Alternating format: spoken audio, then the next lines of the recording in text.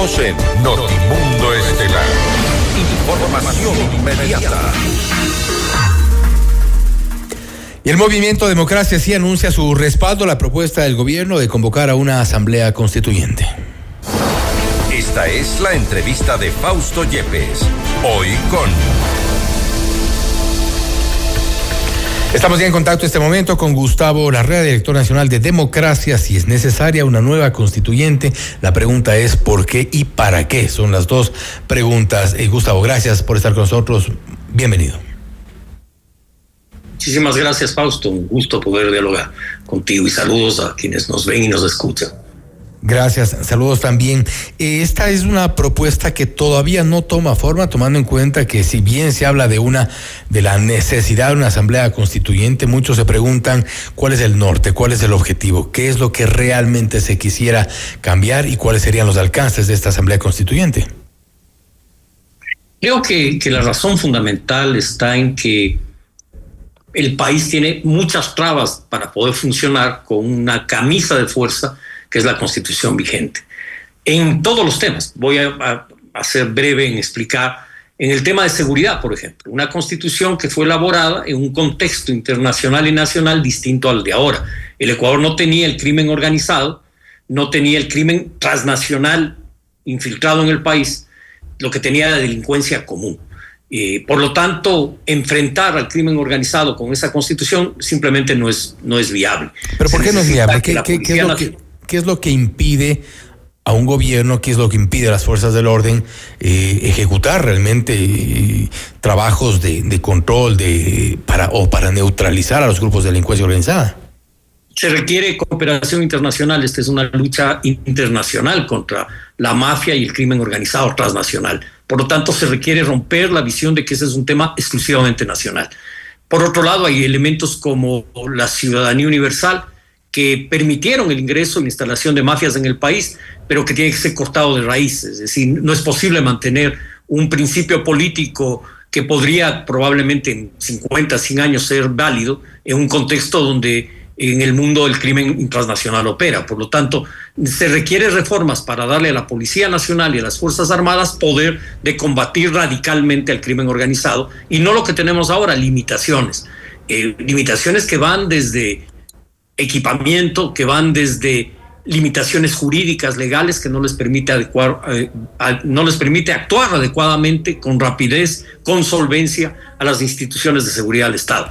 Por otro lado, tienes problemas en la administración del Estado en sí, la estructura del Estado actual, con 5 poderes, con poderes como el Consejo de Participación Ciudadana, que ya hay suficiente experiencia para saber que no funciona, que es un organismo que elige a dedo entre bastidores. Lo hemos visto con el caso de los chats de la Liga Azul, cómo se conspira, cómo se arman las mayorías, que cómo son concursos falsos los que se hacen, y esto hace que los organismos de control del Estado estén incididos, influenciados por grupos de poder político y económico. Esto hay que limpiar, hay que eliminar este tipo de organismos que es, creo que consenso nacional, que hay que eliminar ese Consejo de Participación Ciudadana. Lo mismo pasa en la función judicial con el Consejo de la Judicatura. Uh-huh. Una justicia subordinada al Consejo de la Justicia, al Consejo de la Judicatura, al organismo administrativo, lo que hace que la independencia de la función judicial sea limitada. Lo hemos visto en casos con absoluta claridad cómo ha intervenido el Consejo de la Judicatura con el señor Terán y muchos otros más en designar jueces, en que esos jueces liberen criminales, narcotraficantes y funcionarios corruptos. Por lo tanto, se requiere urgentemente un cambio en materia de la estructura del Estado. Y tienes otro tema clave, que es el tema económico. Un país que inadmite la inversión privada y pública internacional, que limita la inversión privada nacional e internacional. ¿Qué es más? Para invertir en el área eléctrica, por ejemplo, y el año pasado vivimos una catástrofe eléctrica, los permisos para la inversión de ahí te permiten invertir en energía solar hasta 3 megas, cuando el país requiere que se constituyan producciones de cientos, miles de megavatios. Por lo tanto, hay que darle un giro a una constitución que limita la inversión, a una constitución que abra la inversión, que multiplique la producción y el empleo. Ahora creo que ahí habría que establecer también ciertas prioridades si es que se habla de cambios en la Constitución. Hay cambios que muchos analistas han coincidido, por ejemplo, en el tema que menciona respecto del sector eléctrico. Abrirse al sector privado requiere reformas legales, evidentemente. También requiere de decisión por parte del y de los gobiernos anteriores, que se requería eventualmente los mantenimientos del parque termoeléctrico, por ejemplo, que esa es una de las grandes deudas que aún se tienen todavía, y veamos qué ocurría para este 2025. No obstante, usted se refirió, por ejemplo, a dos temas que creo que son quizá fundamentales respecto de la falta de institucionalidad en el país: el Consejo de Participación Ciudadana y el Consejo de la Judicatura. Dos instituciones, dos organismos que han dejado mucho que desear respecto de actos de corrupción, y no uno, sino varios, y es ahí quizá donde debería centrarse el propósito del gobierno. Yo creo que hay que centrarse en el tema de la estructura de la Constitución, no en el tema de derechos. Yo creo que el tema de derechos son derechos universales.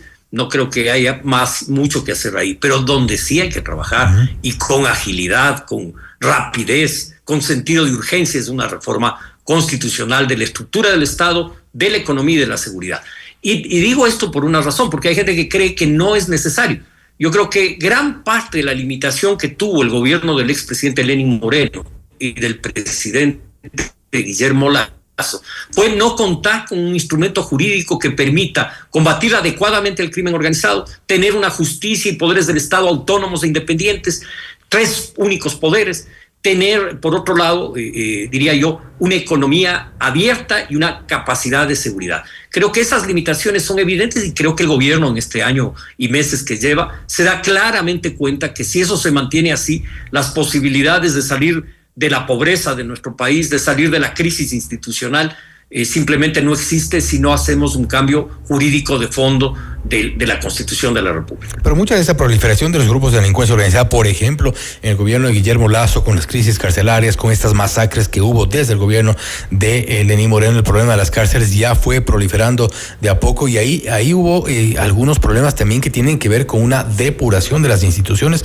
lo cual no necesariamente pasa por reformas constitucionales ni por una constituyente. Hay que también hacer ciertas labores de limpieza, casa dentro de la policía, Fuerzas Armadas, de la estructura del Estado en general. Sí, yo creo que también falta gestión, falta capacidad de conducción. También hay limitaciones de esa naturaleza, pero hay una limitación básica de la estructura del Estado. Tienes un consejo, una institución encargada de la rehabilitación social que no tiene ningún poder.